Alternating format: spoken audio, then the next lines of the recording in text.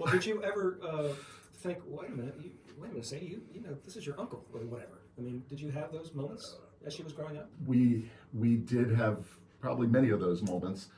I just always thought I had a rather spacey child, which was accurate. That is accurate. Well, it is accurate to a certain extent, but otherwise, I mean, like you said, Tom, she starting in high school, she was a very, very good student. College, great college, sort of what do they call it, the women's Ivy League college, and the whole bit. And Smith. Yeah, Smith College, and then a very impressive professional life, which doesn't really jive with being spacey, perhaps. But going to your question, so we would have these experiences. We'd be going through Publix or whatever, and these little girls would walk by, and after they'd walk by, I'd say, Sadie, why didn't you say hello to those little girls?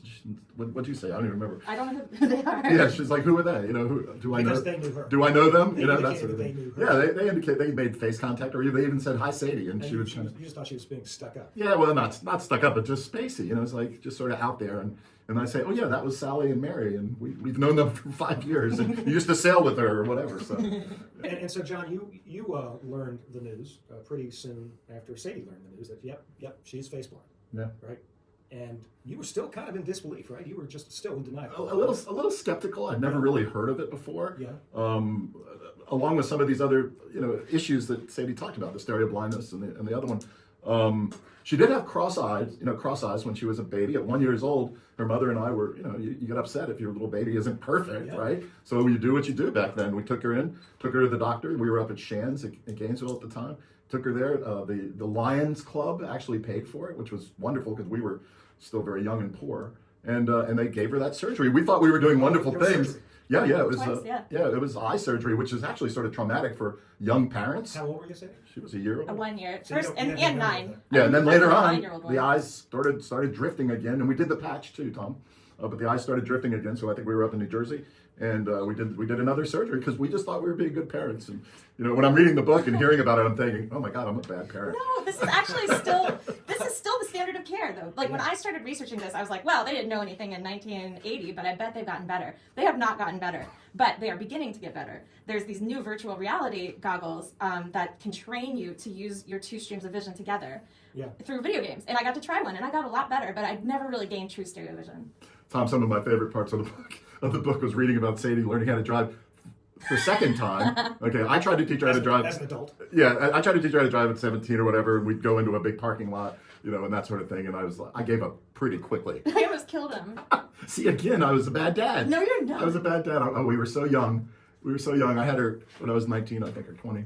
And anyway, so of course she wouldn't sleep during the night, which I guess is pretty common. I'd get up in the middle of the night and I'd bounce her around and I'd sit on the couch and I'd probably watching sports or something like that, and I'd fall asleep. And the next thing I knew, she had gone from on my chest, and when I woke up at 8 in the morning next morning, she was down by my feet. So I'm not really sure how she got down there exactly. But you were convinced that this was the cause of all of it. Yeah, probably so. I did it. I did it to her.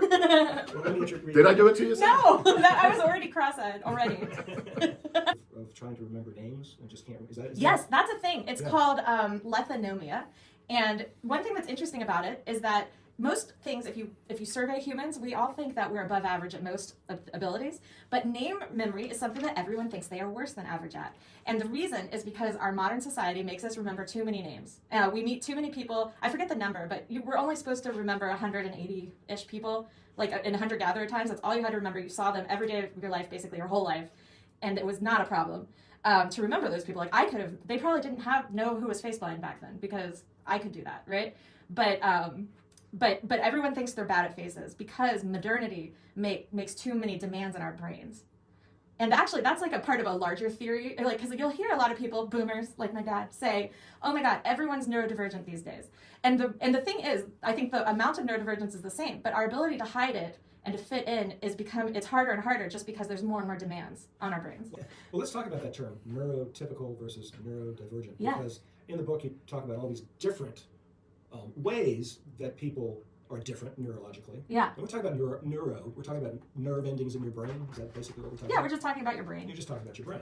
So basically you have come to the conclusion, or the researchers have come to the conclusion, there's really only two kinds.